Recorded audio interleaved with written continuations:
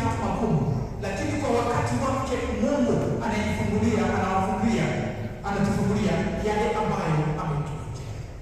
Na ndipo tunaona kwamba huyu James Mungu Mwenyezi aliweza kumbariki kwa wakati wake, na ikawa kwamba sasa amekomaa na amekuwa mhubiri katika nchi hii, kuoneshana Mungu wetu hachelewi, anakuja kwa wakati wake, anawaibisha wote na anamaliza kunyamazisha. Nimetoka nini? Kunyamazisha adui wake wote, na wakati anapoongea wote wananyamaza, kwa sababu si yeye anaongea, ni Mungu anaongea.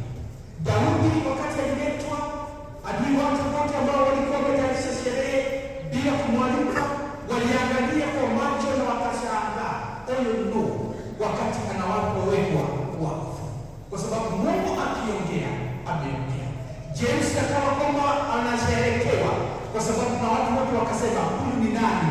Alikuwa anakula mbegu, lakini sasa anakula tunda zima kwa utukufu wake Mwenyezi Mungu. Tumpigeni makofi. Mungu wetu anatenda mambo. Na hapa ndipo Samueli akasema, nilikuwa natafuta Mungu na nimempata. Nilikuwa namtafuta mtu ambaye ana nidhamu ya Mungu, naye ninampata. Ni sisi ambao tunaongewa juu ya siku ya leo. Taifa la Mungu mwaka huu, mwaka wa Mungu. Hakuna yeyote ambaye anajua nini kitatendeka mwezi wa 5. Hakuna mtu ako na habari ya mwezi wa 8. Hakuna mtu ambaye ataweza kuambia Disemba itakuwaje. Lakini tunajua katika matumaini na imani katika Mungu tutafikia miezi hii yote, na tutaweza kufika hata Krismasi kwa utukufu wake Mwenyezi Mungu. Na kwa sababu Mungu ni wa majira, anajua kesho yetu, basi ambao wanaishi mwaka huu lazima basi waweze kuwa katika mpango wa Mungu na waweze kuwa watu wa Mungu. Na ndipasa tutaweza kuishi mwaka huu kitofauti na mwaka uliopita, kwamba saa hii tutajiweka katika mpango wake Mwenyezi Mungu kama Daudi, tutajiweka katika mpango wake Mungu kama James, kwa sababu lazima kazi zetu ziweze kubarikiwa, familia zetu ziweze kubarikiwa, na ziweze kuhubiri kwa watu wote kwamba ambaye anaishi kulingana na Mungu hawezi akaibishwa wakati wowote. Ipo sababu mwimbaji ambaye anaitwa Anastasia Karaji anasema, ni nani hawa ambao wako kama Mungu wao? Ni nani hawa wako na moyo kama wa Mungu wao?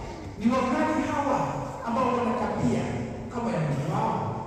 Ni nani hawa ambao wanabarikiwa kama na Mungu wao kwa wakati wao? Ni wewe na mimi tunapoishi karibu na Mwenyezi Mungu. Bwana Yesu asifiwe. Injili yetu Yesu. Injili nzuri, ningeomba sana twende tukasome sisi wote tujie nyumbani. Yohane 9 kuanzia mstari wa 1 mpaka wa 9. Nataka tuweze kupata picha hii kwamba Yesu ameanzisha ufalme wa Mungu. Ameita wanafunzi wake 12. Taifa la Mungu ambao waliweza kubarikiwa na kuweza kuponywa magonjwa yote, wamewacha maisha yao, wamefuata Kristo. Wale walifufuliwa kama Lazaro wakamfuata Kristo. Wale ambao walitolewa pepo kama Maria Magdalena wakawacha maisha yao wakamfuata Kristo. Na sasa alikuwa na familia ambayo alikuwa amependa, akaambia wanafunzi wake wacha tuende pamoja wakati wa jioni. Na habari ikaweza kuwafikia kama vile Yesu familia iliweza kujua Samueli anakuja kufanya nini? Kubariki mmoja wao katika hiyo familia.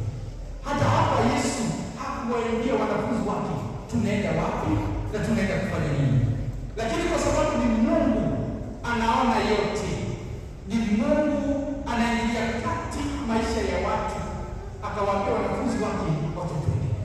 Kufika katika ile familia, mama na baba walikuwepo, lakini mtoto wao alikuwa kipofu kutoka kuzaliwa kwake. Ikawa sasa alikuwa anachukuliwa na anawekwa pale barabarani, muombaji. Jina ambalo linatumika hapa, alikuwa maskini na muombaji. Alikuwa ishara pale nje.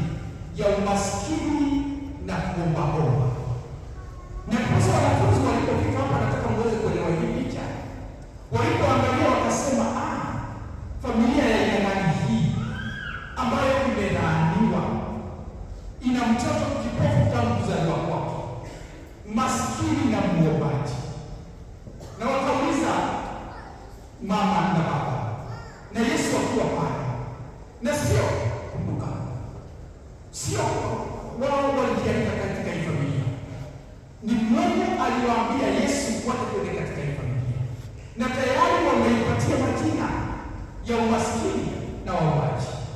Na sasa wakauliza hao wanafunzi, wakauliza kati ya hao wazazi na huyu mtoto kuzaliwa kipofu, nani alipenda dhambi?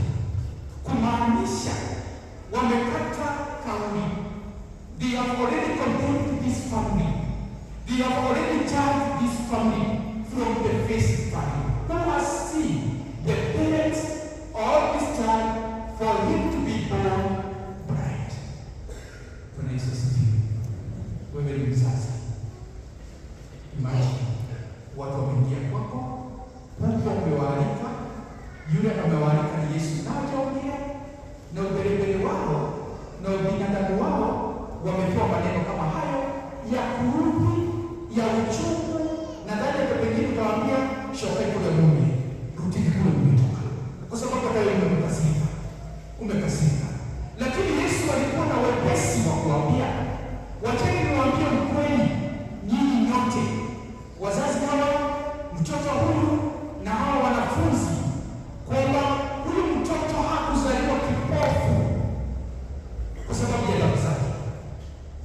Wazazi hawa sio kwamba walitenda dhambi wakampata huyu mtoto. Nyinyi nyote nataka muelewe, huyu mtoto alizaliwa hivi kwa utukufu wake Mwenyezi Mungu, na ndiposa sasa ikawa kwamba amewaleta pamoja wazazi, yule kipofu na wanafunzi waweze kuona kile ambacho atatenda. Akatengeneza tope na akampaka yule mtoto macho, akamwambia nawa, na macho ikaweza kufanya nini? Kufunguka.